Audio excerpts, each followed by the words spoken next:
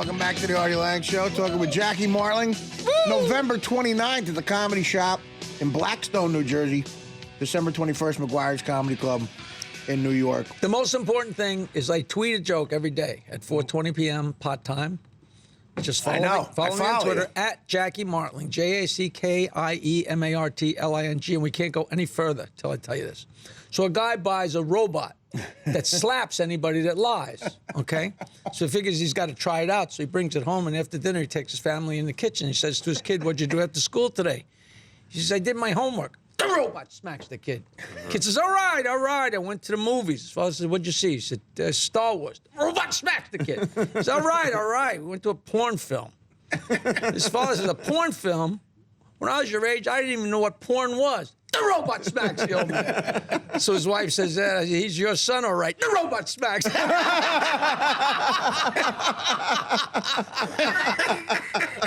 Double bang, John. Double bang. All right, no more jokes. So when you do a set... See, if you were in my band right now, you'd quit. No, that helps the set. I ended my set for years, probably a year and a half. I had my guitar there, and I'd do all these dirty jokes, and then I'd play this beautiful love song, and people's heads were like, what was that? Right. You know, and I just always did it. And I always used my guitar until one time the East Side Comedy Club finally opened up, and I was emceeing. So I went up with my guitar and told my jokes, blah, blah, blah, put the guitar down, then I had to go up and introduce somebody. Right. And it made no sense to run up on stage, put on a guitar, and say, here's Artie Lange. So I ran up on stage and said, okay, and all of a sudden I was like, hey, this is fun without the guitar. And that was the end of the guitar. Well, you guys saw you had a front row seat for that comedy boom where all of a sudden there was a comedy club every 2 feet. I didn't have a front seat for the comedy boom. We started. Honest to God. I mean, so the East Side Comedy Club, that was way out. I remember going there the East Side Comedy Club directly grew out of the show that Richie and I were doing in Cinnamon and Huntington. It was so successful that Richie and his brothers started that show.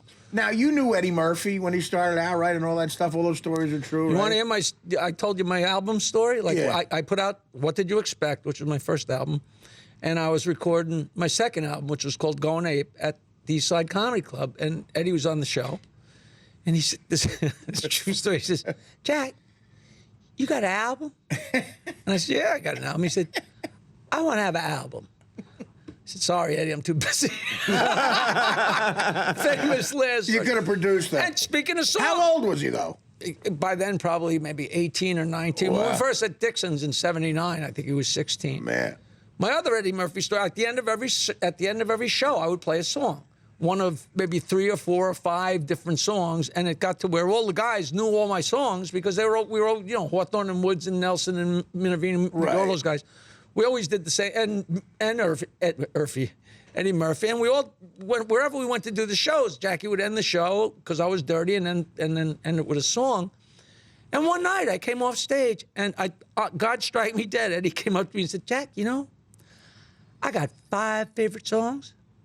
3 of them are yours. I swear to God. Where's that? And all these years later, it hit me one day. I was like, hey, get out. And I sent letters to his agent and to him and to his mother, and I skywrote it. I didn't hear nothing. I got a feeling if that robot was here, he'd smack you right He'd smack. No. That is a God. No, I just almost cursed. Did you see that? No, that is that. I have no reason to lie. I'm sure. I mean, because you have no idea what I could do if I wanted to lie. And now, what about the comic strip was one of the first ones. What was the Catch a Rising Star? There was the Improv. Catch a Rising Star, as far as I know, was the very first. I was reading the New York Times. For whatever reason, it must have been open in front of me because I never read it. And I read about this place called Catch a Rising Star where you could wait in line on a Monday and get up and tell jokes. And I would never thought of doing that, but I grabbed my friend Archie and said, we got to go in there. And we went in there. I haven't told you so. We sat there getting drunk on a Monday, and everybody sucked.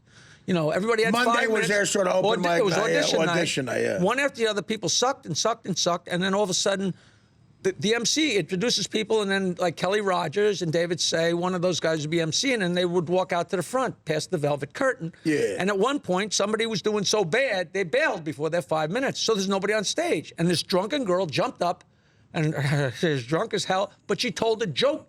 Right. And everybody laughed because everybody was so starved to laugh because there'd been nothing funny on the stage. They laughed. People are trying to be too intellectual, man. So the guy comes in and throws her off the stage after she's done with the joke. And then however many performers later again, the MC's out of the room and somebody bails out and leaves the stage. And Archie goes to me, get up there. And I went up and started telling a joke. Tell a joke. And David Say came back in and he saw me on stage. I saw him come to, but he let me finish. It was a long, very dirty, very funny joke. And I brought the house down. And when I was done, I was walking out and said, hey, that was a great joke. Did you ever think about doing this? And I said, you didn't know that joke? And when he said no, I said, if the MC at Catch a Rising Star in Manhattan hasn't heard that joke, maybe other people haven't. And that was like the floodgate that said, and it turns out nobody knows the joke. No, right, exactly. I'm the only idiot that knows the joke. The MC at Catch doesn't know it, right, exactly. So, and then it's off to the races. Right, and the comic strip was already open too, I think. That was like 76, right? Yeah, But the improv started before all of them, That was there forever. That was everything. We got to take another break. And, again, remember, November 29th, the Comedy Shop, Blackstone. December 21st, McGuire's Comedy Club in Long Island. We'll be back with more of Jackie Martling after this. Woo. Welcome back to the Artie Lange Show. Yeah. Jackie Marling's here, man. I don't want to say that was a long break, but John and I formed a band. Yeah. And it doesn't have to be that long. And we already broke up. How many dates you do now on the road still? It's so varied. Something like I'm doing like 2 next week, and I did 1 last week, and then I'll go a couple weeks with none, and then I'll have 3 in a row.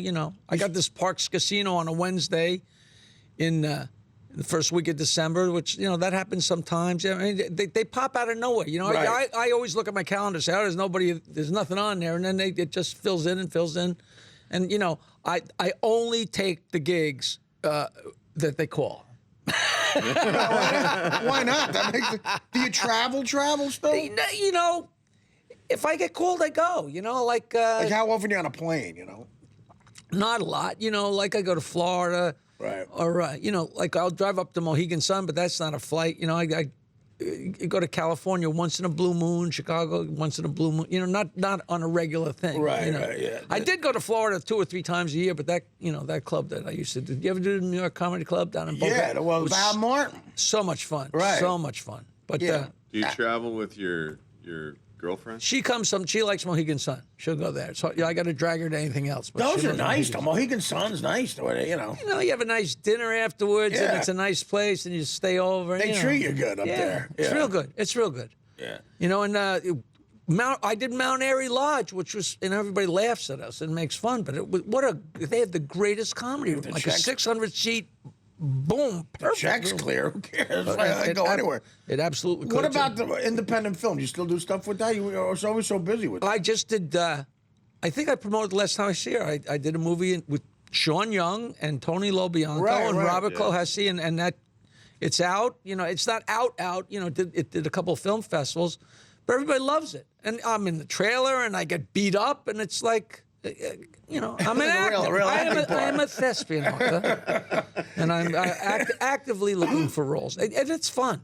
It's a high school play. You always did enjoy that. It's a high school play. You're all hanging out and breaking balls, Yeah, now making movies can be fun. If you got to, the budget can't be too low. You got to have a little bit of money. Sometimes it's like, no trailer's fine, but if you're sitting on a piece of plywood and a cinder block. I just met the guy who interviewed Fred, when we did Private Parts, they interviewed Howard, and everybody was in a separate room. Right. And so the writers would go from room to room to room. There was a junket at Riga Royale that's now the London. Right. But they had me and Fred together.